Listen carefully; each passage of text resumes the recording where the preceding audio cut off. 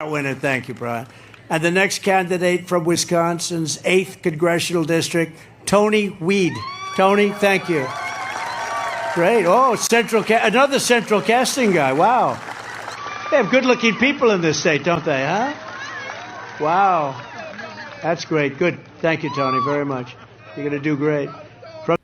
Yep, that's Donald Trump just the other day in Racine, Wisconsin, endorsing a guy named Tony Wied. He's a former gas station chain owner who was running to take over Republican Congressman Mike Gallagher's seat after he decided to step down from Congress. That's Wisconsin's 8th district, just around the Green Bay area.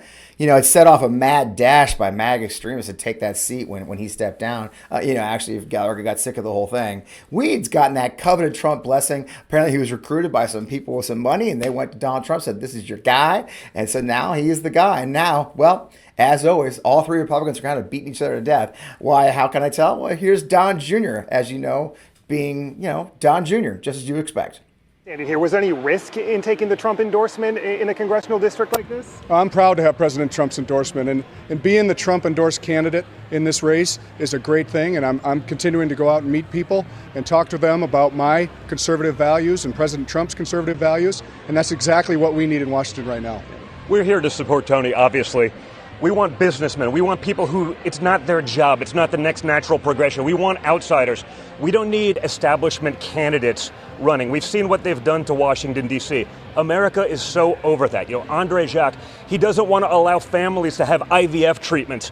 That's something the Democrats would be salivating over. They want to run against a candidate that has that kind of radical concept. We're the Trump party now. It's America first. We're for families. We want businessmen, people who've done this before, people who understand what's going on to do that, people who've signed the front of a paycheck, not just the back. We have that here in Tony Wied. Well, that's what the Republicans do. They beat each other as much. But as they beat each other, one Democrat has stepped up to the plate. She's bringing real-world expertise on the top issue facing our electorate this election. Her name is Dr. Kristin Lyerly. She's an OB/GYN who's delivered thousands of babies, and more interestingly, recently was the lead plaintiff in the court case that stopped Wisconsin's outrageous abortion law based on an 1849 law just last year. So she knows how to fight for women's health care, how to fight for health care, and out giving health care at the same time. So she knows how to win. As soon as I heard about Kristin's race on the internet, I wanted to get her in here, get her in the hot seat, and I did. So let's get her going. I'm Fred Wellman, host of On Democracy's FP Wellman, right here on the MeidasTouch Network, and you're in the hot seat with Kristin Lyerly. Kristin, doctor, welcome to the MeidasTouch Network. I know you got it busy. I think you're running in a special election and a general election all at the same time. Welcome to the MeidasTouch Network. Glad to have you here.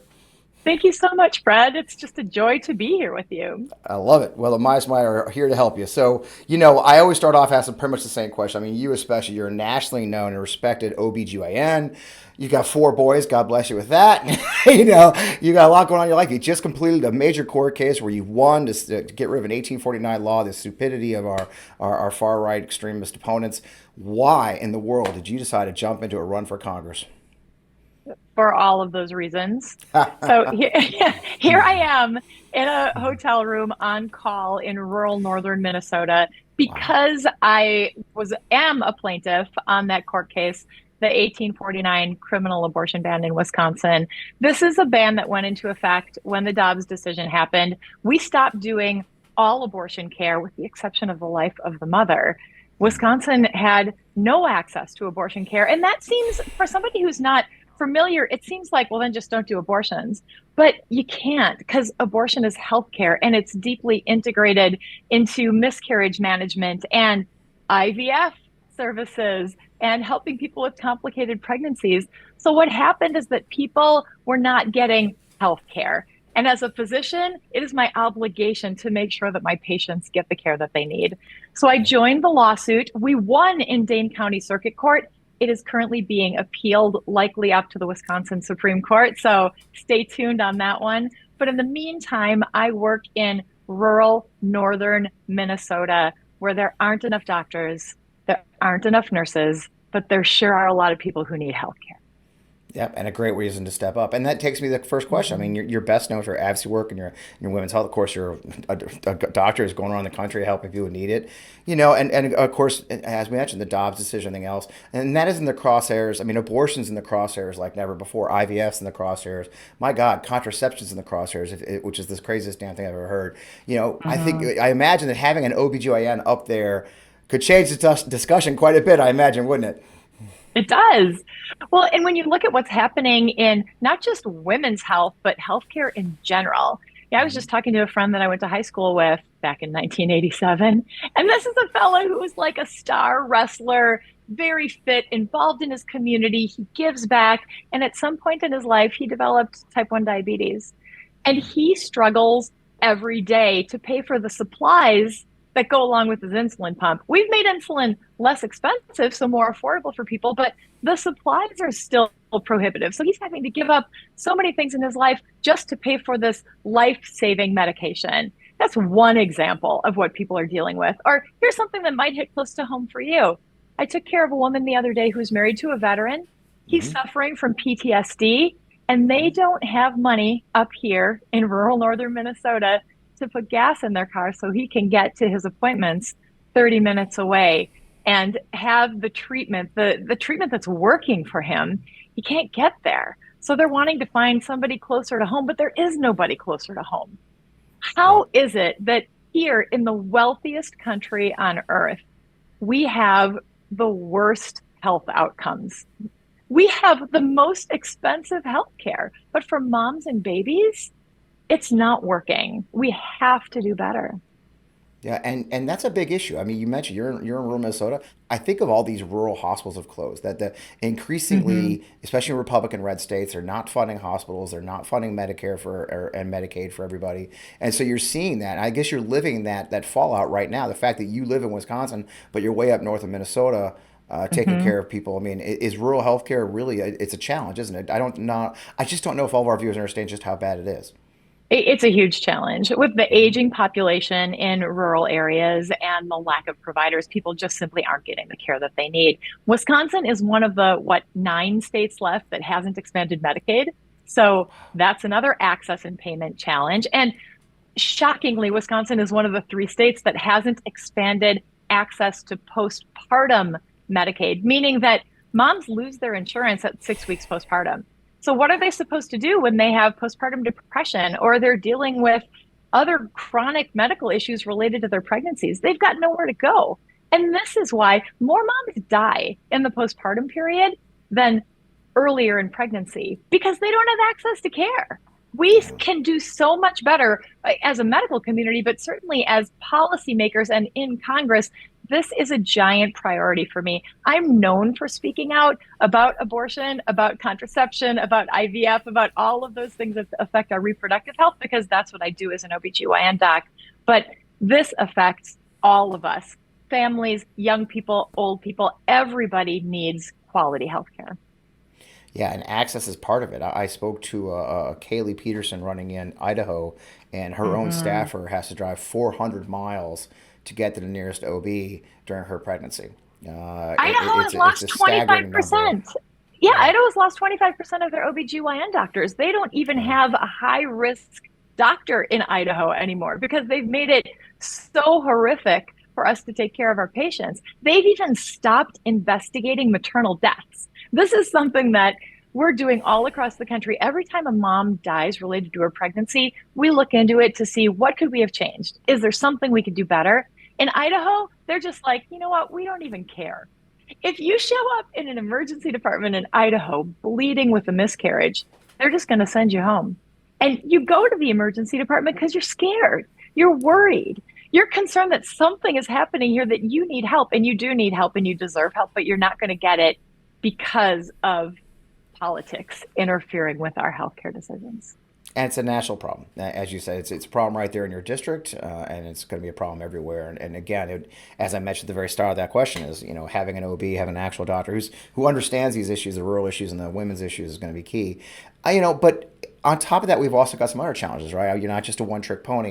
Outside of our recovery from the pandemic, even as our country leads the world economically, we still face a crisis of affordability in the United States. And people talk about inflation a lot, but really, I think you get, and conversations I've seen you have, it's many feel left behind, and they don't feel like the middle class. It goes to the union strikes we've seen, where I saw an auto worker say that all they wanted to do was be middle class again. So many hardworking middle class and struggling families are struggling right now. How do we help those? How do you help those Americans who feel left behind by the system? That is the number one thing I hear from people in my district. Wow. They don't have enough money to put gas in their car. They don't have enough money to put groceries on their table. Housing, affordable housing is not available. Childcare. We've got childcare deserts all over the state, but again, disproportionately in rural areas. How can we as policymakers help to solve these problems? And that's really where it needs to happen. It is ridiculous that we don't have paid family leave.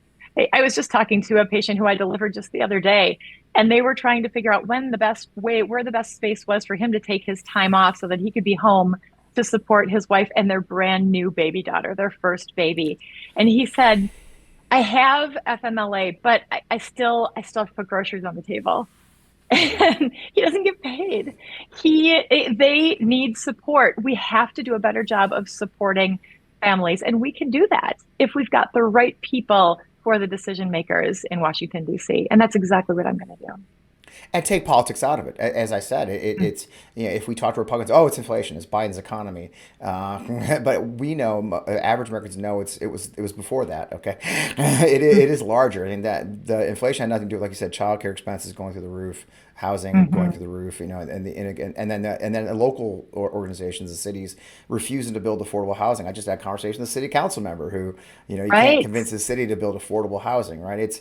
It's going to take someone, a Congress member, who can also speak at every level of government and understand the bully pulpit they get, and they have as a member of Congress, right? Yeah, they're so good at pointing fingers. It's Biden's fault. But just solve the problem. People, this is another thing that I hear from nearly every person I talk to. They're just sick of it. They're tired of politics. They just want their problem solved. And in Green Bay, where I live, people are not red. They're not blue. They're green and gold. They love the Green Bay Packers. That is the unifying thing. And that is the thing that starts the conversation. But ultimately, the conversation turns to, what did you have to give up today in order to get the things that you absolutely need? We can solve these problems. We just have to try. Yeah. And recognize the problem and recognize the root cause. Back to another topic that's been hot. As I was preparing for the show, I was reviewing some of the three Republicans who are running. As we saw the clip at the beginning, Tony Wied and all those guys. Every single one of them, I think, says that the border is their number one. Well, I get a kick out of that, since the border up there is Canada. But let's not go down that road. But they're really worried about the border. And that's right. Well, there's water. You're right. I know. There's water between you and those guys, which is fine because I know Canadians. But having said that, it's just I get a little bit of a giggle when people in Wisconsin go, I'm worried about the border. I'm like, which one, bro? So, the Democrats and President Biden offered a comprehensive border and immigration bill. It was torched by Trump and the Republicans to keep it a political issue for him to run on. All of your opponents are pounding the border issue. As I said, what is your Democratic answer to their fear mongering? I mean, what do we do here? In conversations in the district, I ask them to tell me what it is about the border, because they know that it's a buzzword and it gets them riled up. But then once you ask them for details, they don't really know. They want to be safe. They hear about drugs. They hear about crime. And, there is some of that, but not nearly what's peddled to them. No. I think what everybody wants is a secure border. I think what we desperately need is an efficient path to immigration. Where I live, there are lots of dairy farms. We need help on the farms, and often that's where immigrants work. And farmers will tell you, especially farmers who run big farms, they're suffering. We also have meat packing plants. That's the origin of the Green Bay Packer name, by the way. Meat packing plants famously employ immigrants, and they are struggling to fill their roles. There are so many different places. Nursing aides, we talked about the healthcare shortage earlier, just to bring it back around full circle. In nursing homes, we need nursing aides, and we don't have the personnel. You saw what President Biden and Vice President Harris are trying to do by imposing mandates on staffing, which is important. We need to protect our most vulnerable population, and often that is people who are living in nursing homes. Make sure that they are well taken care of. We've got to have enough people to fulfill those roles. So a safe, efficient path to immigration benefits all of us. I don't know if you've seen ages ago, you hear Republicans talking about the border. There was a debate back in 1980 between George H.W. Bush and Ronald Reagan. And Ronald Reagan spoke very clearly about open borders and people being able to go back and forth across the border so that they could work here and take care of their families there and pay taxes. It was almost crazy to hear how Saint Ronald Reagan was saying things that you would never hear Republicans of today saying, because they've gotten so far out into this like crazy mega extremism, using these buzzwords, failing to focus on actually, again, trying to solve problems. And it's gonna. I mean, they're talking about the deportation force.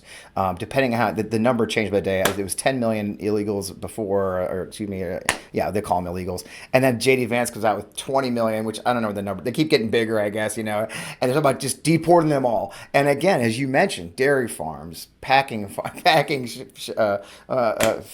I mean, it's devastating the economy. We won't be able to replace those people. So there is a real effect, and your district will feel it if they go crazy, won't they?